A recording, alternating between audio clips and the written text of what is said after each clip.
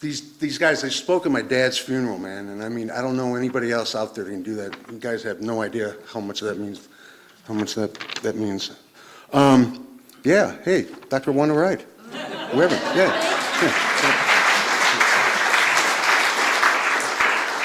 Thank you, Mary. I have to say, I got tears in my eyes. I was just so moved. And following service today, Mary will be presenting a concert. So please feel free. We welcome you to Mary's concert. Welcome to Unity of Fort Wayne, friends, members, and visitors.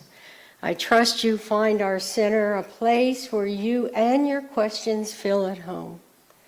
As we begin our time together, let's take a moment to welcome the abiding Spirit, and centering yourself, let's pause to pray.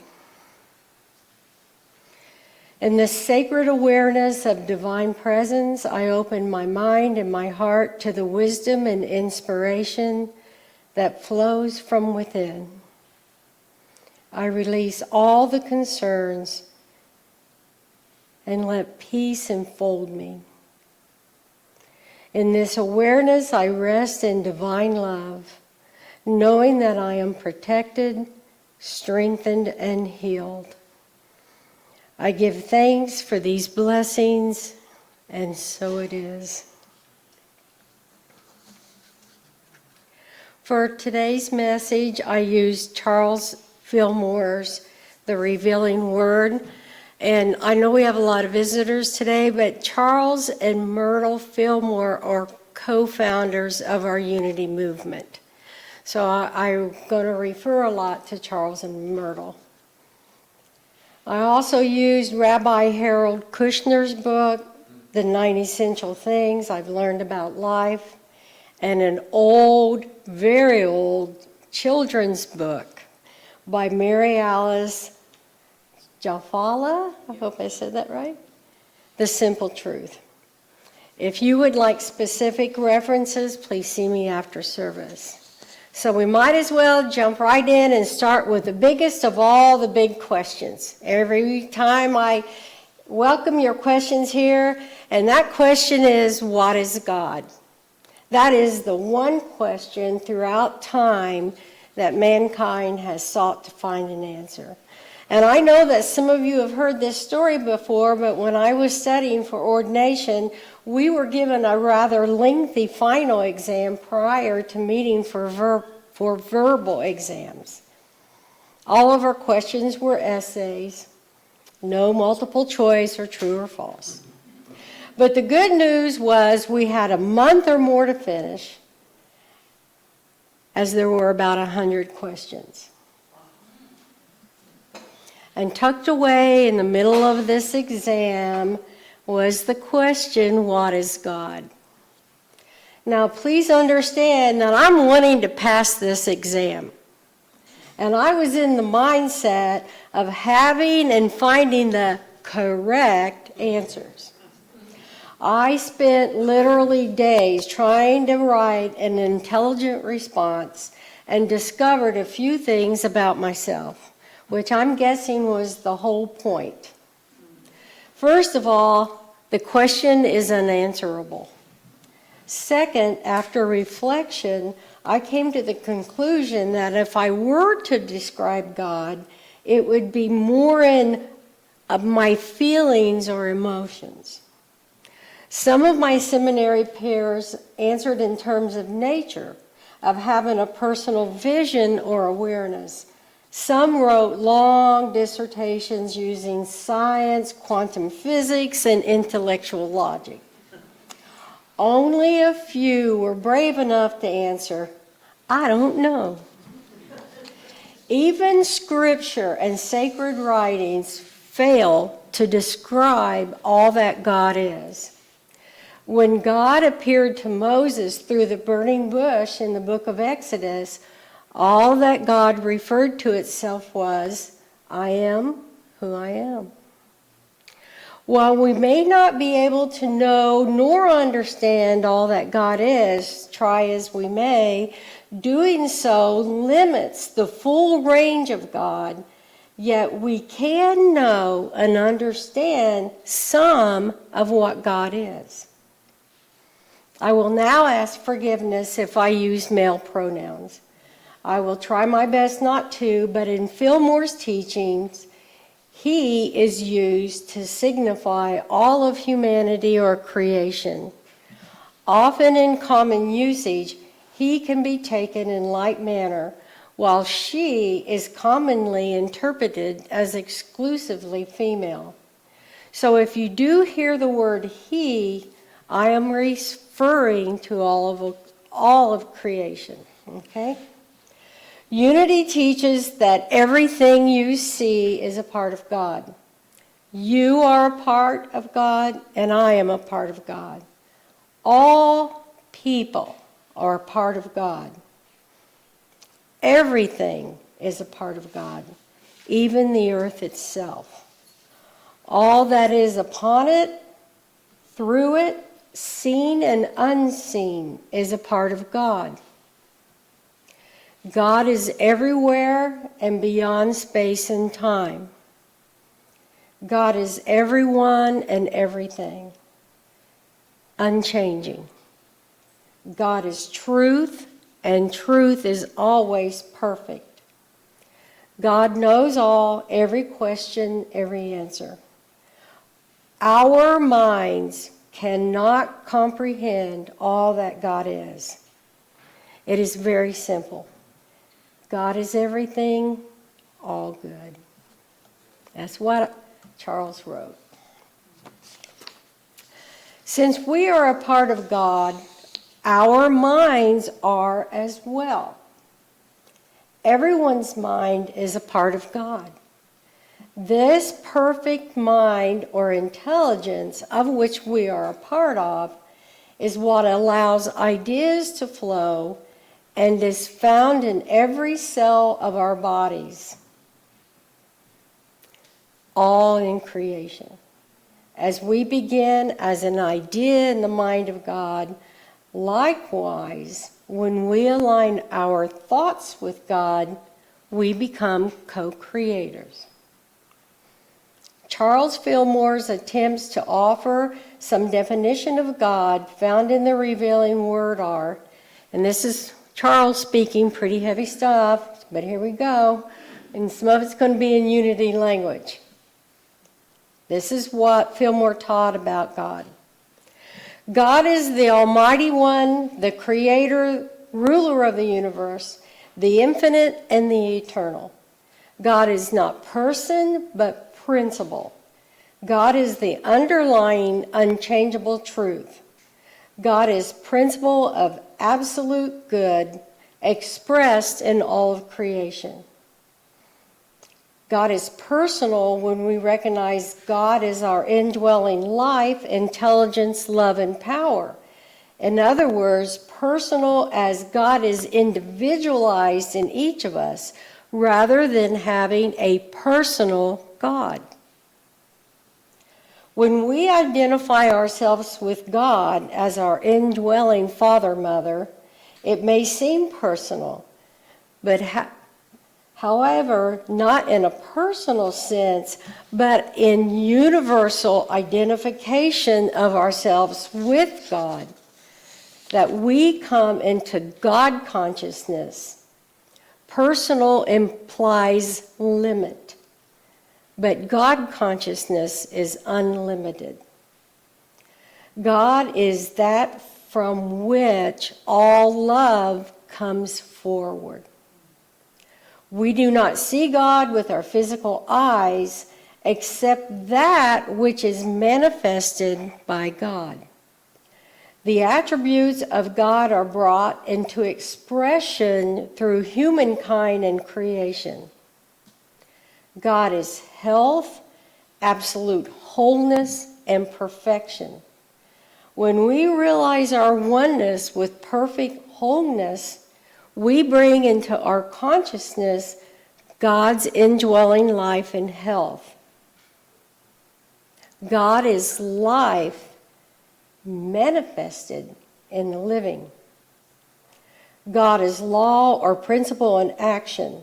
Principle meaning fundamental truth in a universal sense or as pertaining to God, the divine. It is the underlying place by which God moves in expressing itself. It is the underlying cause of all manifestation, the source from which form proceeds. The principle is that of I am in all of us. God is mind, the connecting link between God and humanity. God mind embraces all knowledge, wisdom, and understanding.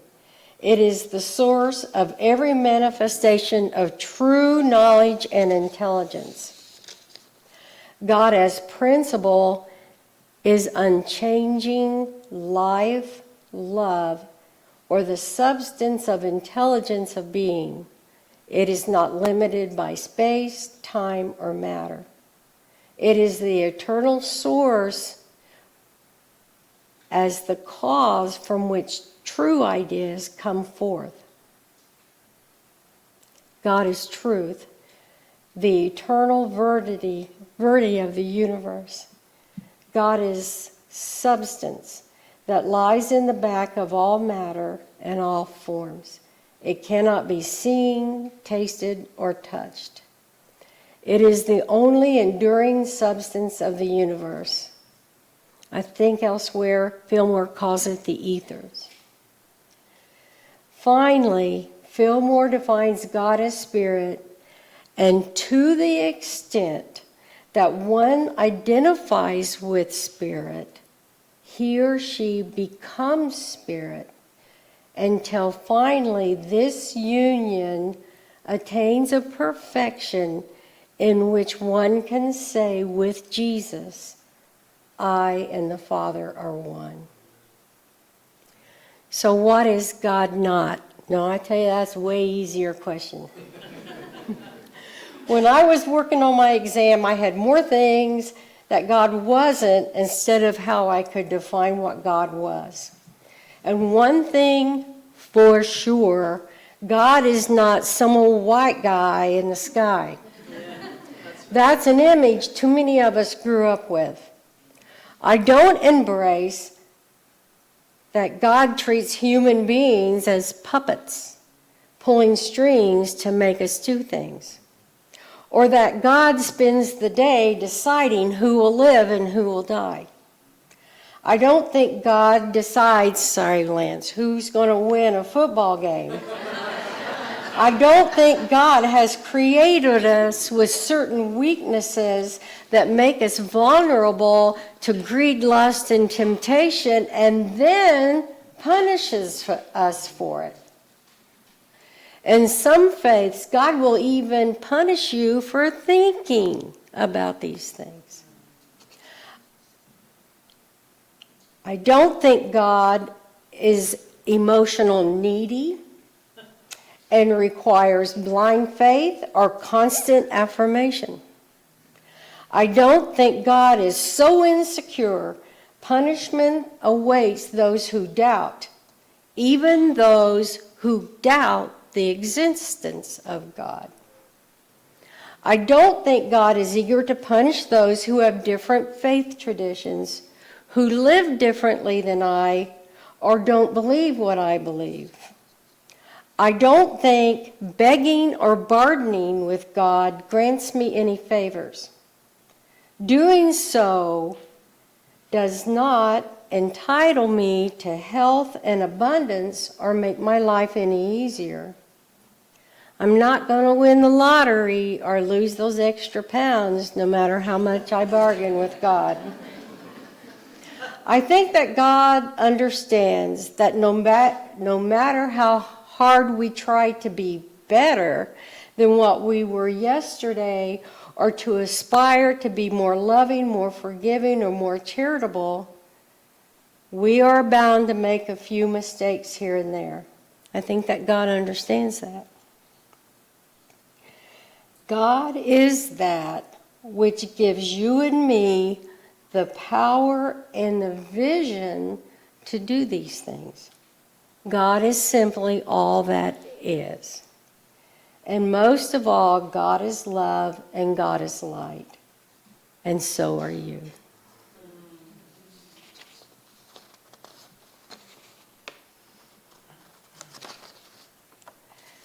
If you practice contemplation, spend some time in discernment of what God is or is not in your life. Review and study various sacred writings and read Charles and Myrtle Fillmore. Spend time in the silence, for how you answer what is God is the most profound question you will ever ask.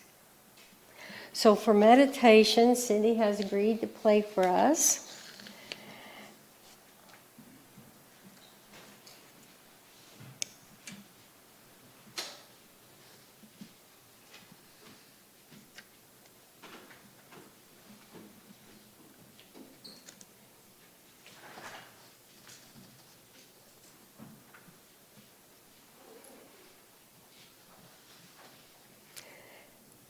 As she prepares for today's meditation, I'm just going to encourage you to sit in the silence, practice contemplative prayer, breathe in and out, relax your body, and become awareness of the abiding spirit.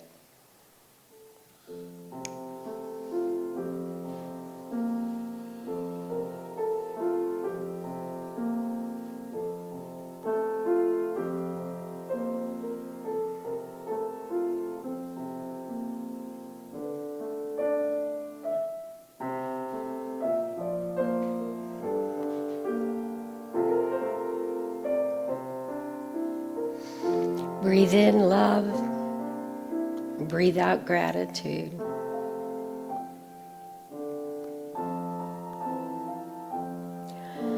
Breathe in light, let it fill your whole body. Feel your body saturated in this light.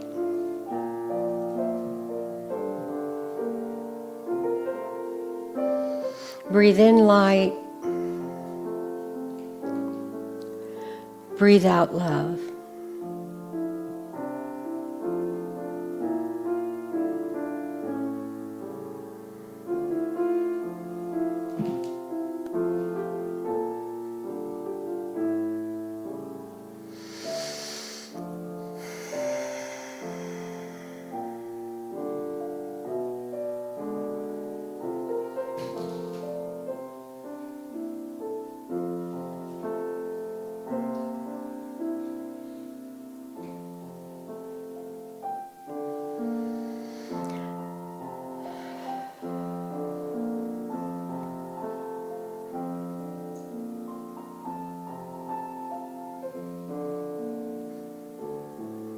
Just relax and enter into this silence.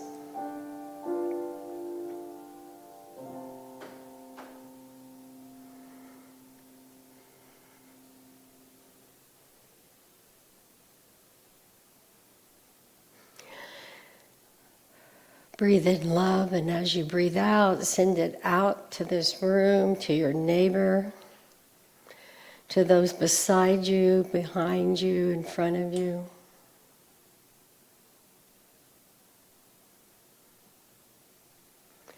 And when you are ready, slowly open your eyes and bring your awareness back into this sacred space.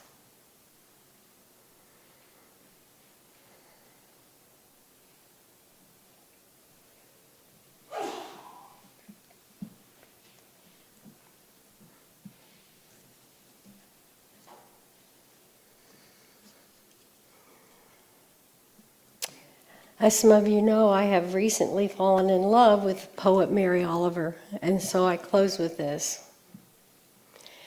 The title of it is A Voice from I Don't Know Where. It seems you love this world very much. Yes, I said, this beautiful world. And you don't mind the mind that keeps you busy all the time with its dark and bright wanderings? No, I'm quite used to it, busy all the time. And you don't mind living with those questions? I mean the hard ones that no one can answer. Actually, they're the most interesting. And you have a person in your life whose hand you like to hold? Well, yes, I do. It must then be very happy down there in your heart. Yes, I said, it is. And so I close. Thank you for your time and attention. Thank you for your kind thoughts and prayers. And may you be abundantly blessed and live in peace.